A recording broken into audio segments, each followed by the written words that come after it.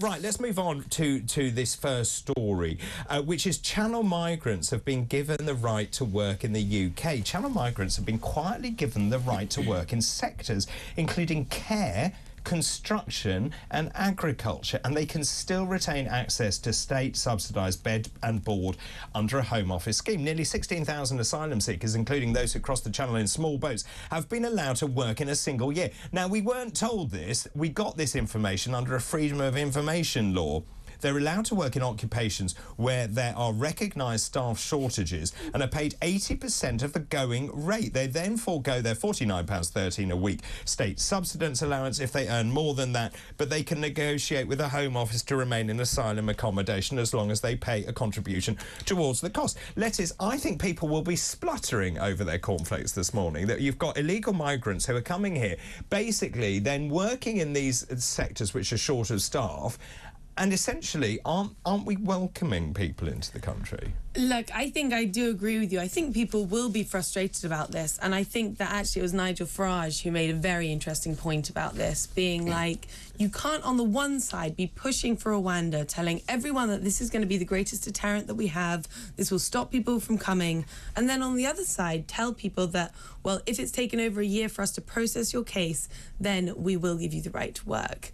I think they're giving mixed messages on this. On my personal opinion, though, I think that these people should be allowed the right to work. I think if it's going to get them off the state's back, if it's going to allow them to earn their own money, could you imagine sitting there for a year, going stir crazy? And it's a really good point, and you make the point that it is if you're kept here for a year and they have an unresolved case, so you've been stuck there where you can't work, you're basically stuck in the system. It is a good point, isn't it? Because actually, wouldn't we be better to use that labour in this country in those shortage occupations? Well, 2 points, David. Firstly, this has been going on forever, and it's not just in the UK, it's all over the world. Indeed. We know for a fact that it is in government's best interest very often to turn a blind eye to illegal immigrants, not just asylum seekers, and asylum seekers are not de facto illegal immigrants until they've been proven to be illegal immigrants.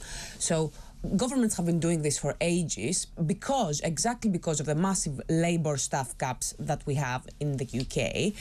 And on the other hand, I think the problem is not with the fact that this is happening. I think the problem is the fact that we are trying to hide this and we're not informing the public about the actual situation, both with the labour gap and with what is the actual percentage of illegal immigration and asylum seekers. It's a teeny percentage. Well, 16,000 yes, have been allowed to work. Undocumented immigrants in the UK, undocumented people in the UK are less than 1% of the population. Yeah, but they are undocumented illegal immigrants. Yes, but and they're undocumented because they don't know where they are. It's less than 1%. And the reason why they're here is exactly because of these gaps in the labour market. Hang on a minute, that's not the reason they're here. They didn't come here because there are gaps in the labour market. They came here to seek a better life. Both can be true at the same time. Yeah, both can be true at the same time, but whilst they're true, Stella, what they're doing is actually keeping the standard of living for people who were born and bred here. No, I'm going to finish. Born and bred here. To earn a good living. Imagine all the care workers in the UK who would love to do their care job and also have their accommodation paid for by the government. It is outrageous, and it is keeping low-paid jobs low-paid. Why are you blaming the immigrants? I don't think Renee I said that. Immigration will exist no matter what. There has always been immigration in the world. There will continue to be immigration. There will always be people who we're an island. We're an island. Doesn't have to. Pretty much everyone in this country exactly. These people, they are being recruited and are being invited here. And the very simple reality is they're not being invited here. As the UK, hang on, they're not being invited here. Very often they are. No, they're not. People on small boats aren't being invited into this country. They are escaping or getting onto a small boat and paying a lot of money. The people who are going to be paying them, the people who are going to be recruiting them, the people who are going to be employing them, very often do make it very clear that they want them there. So they say to them in Calais, please jump in a small boat because we'll give you a job. No, that's not what I'm saying, Renee. What I'm saying is that a lot of these people, they know that there is a job waiting for them here. So that's slightly different. I do agree with you about the European Union because actually people disappear after 6 months. So they have a different agreement. Ours is at least a year, so it's, I suppose, slightly tougher. You mentioned Nigel Farage. Doesn't Nigel Farage have a point here, which is essentially saying you're having mixed messages, because you're saying on one hand, we don't want you to come, we're going to send you to Africa. At the same point, if you do come, we're going to give you a job. No, he doesn't, because that's not why people are going to migrate no matter what, and people are going to be obsessed with immigration when you tell them that you are going to stay in your country, there is absolutely nothing you can do, because the type of person who wants to migrate is the type of person who wants to migrate. The type of person who wants to stay home with their families is the type of person who wants to do that.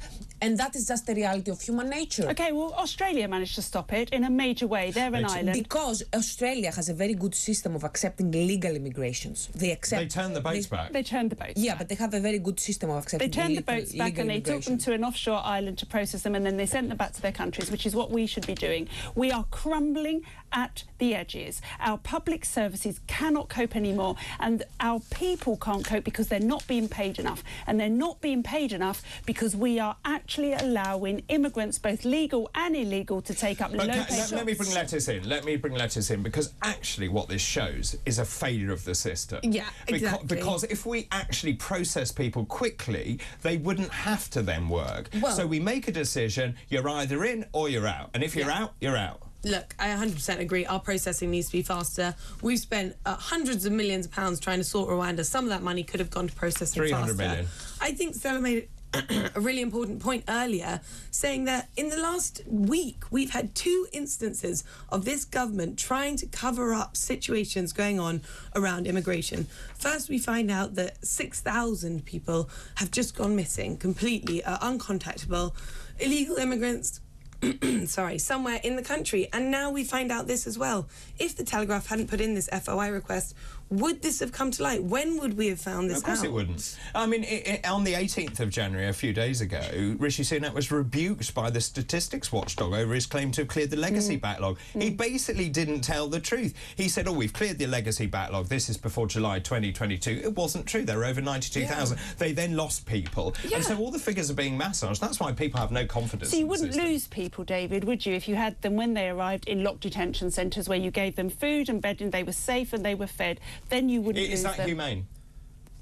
They're coming from countries where they're war-torn and they're scared. Is it humane, Stella? No, it's inhumane. It's inhumane, and actually, we're talking about asylum. We're talking about people who are fleeing torture in some of these cases. We do still there still are refugees who are actually refugees. You know. I agree. But my question is, okay, so you have a problem. Should they be in a locked? Well, if we process people within 8 weeks, it really wouldn't be that much of a hardship when you've been living in a tent in Calais. It's the locks I was. Then we lose 6,000 people, and we accept that. Are you okay? Would you be okay if you had a Jewish refugee? If you had someone who said, I survived the Holocaust, and when I came to the UK, they locked me up. Because she's being inflammatory. Yeah, you're being inflammatory. It's a ridiculous but I'm trying to make... No, let's make the point.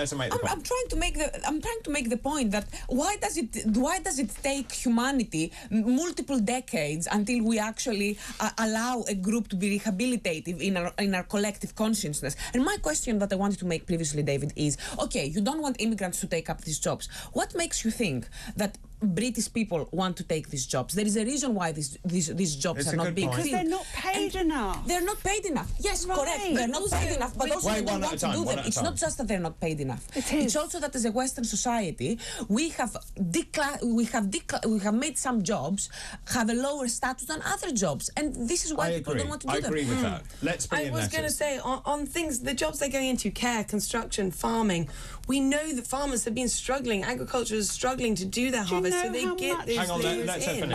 But do you know, Lettice, how much farmers pay people to pick their fruit? But if British people aren't willing to do it, it's better to get someone in who is willing to do it than to let all that to be food fair rot. to some of the farmers, they give food and accommodation, and then they take that money out of their salary as rent. Some do, not all of them. Not all of them do.